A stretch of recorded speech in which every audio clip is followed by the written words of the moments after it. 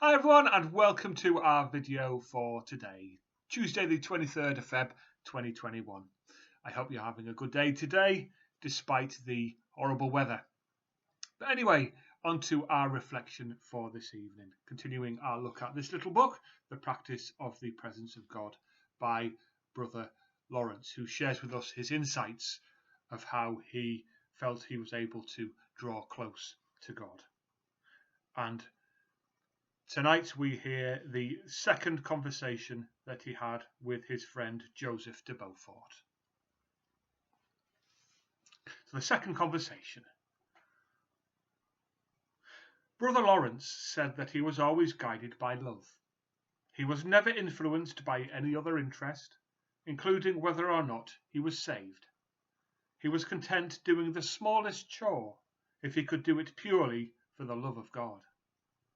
He even found himself quite well off, which he attributed to the fact that he sought only God and not his gifts.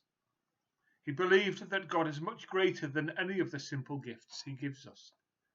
Rather than desiring them from him, he chose to look beyond the gifts, hoping to learn more about God himself. Sometimes he even wished that he could avoid receiving his reward, so that he would have the pleasure of doing something solely for God. For some years, Brother Lawrence had been quite disturbed because he wasn't certain that he was saved. Even so, he maintained the attitude that he had become a Christian because he loved the Lord, and so he would continue to love him, whether he was certain of his salvation or not. That way, he would at least have the earthly pleasure of doing everything he could for the love of God.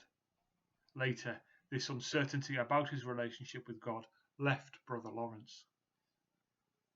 After that, he did not dwell on thoughts of heaven or hell. His life was filled with freedom and rejoicing.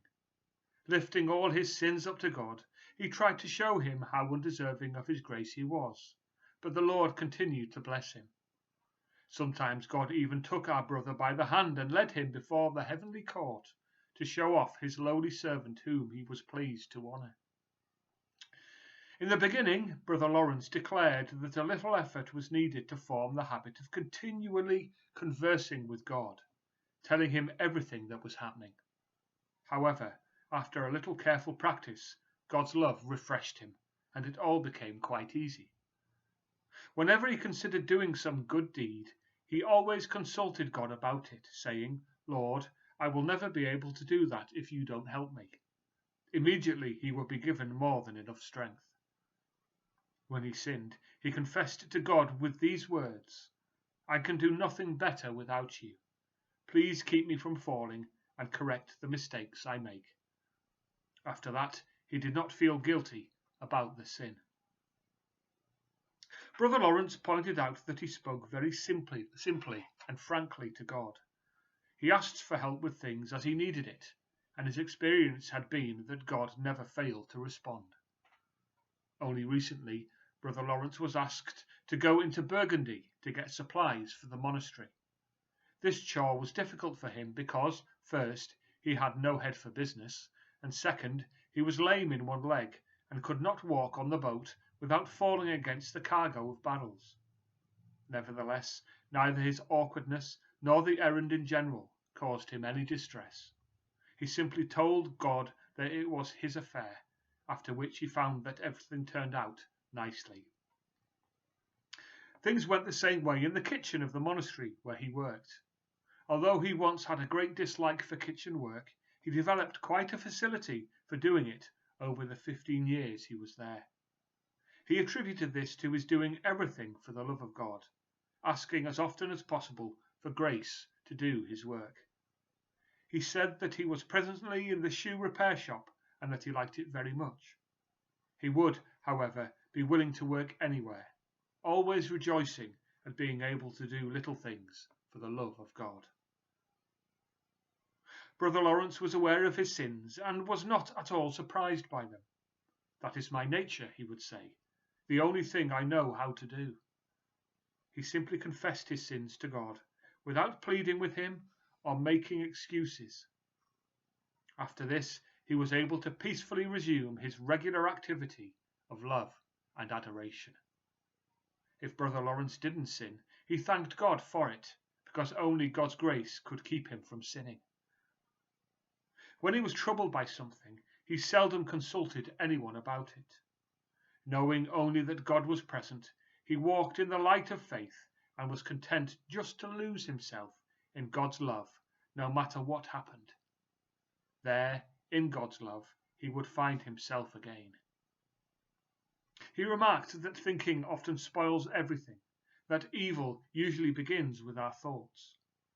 In Brother Lawrence's opinion, we should reject any thoughts that distract us from serving the Lord or that undermine our salvation. Freeing the mind of such thoughts permits a comfortable conversation with God. But Brother Lawrence added that this isn't always easy. When he was first saved, he had often spent his entire prayer time rejecting distractions and then falling immediately into them again. He said that a sharp distinction should be drawn between acts of the intellect and those of the will. The former are of little importance, while the latter mean everything. All we really have to do is to love God and rejoice in Him.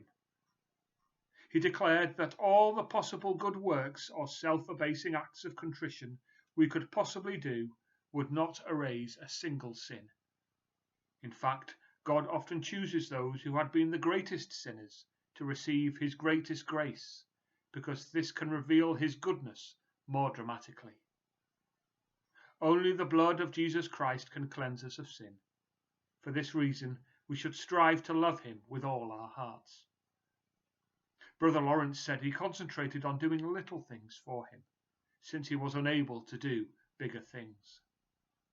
After that, anything the Lord willed could happen to him, and he wouldn't be concerned about it.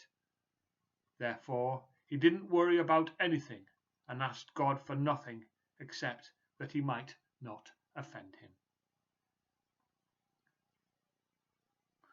So there we are, the second conversation. Quite a lot of stuff there. Perhaps even if it all didn't speak to you, perhaps there was a certain part that spoke to you this evening that was helpful for you. I really pray that that's the case. But anyway, that's our video for this evening. Enjoy the rest of your evening, and I'll speak to you soon. God bless. Bye.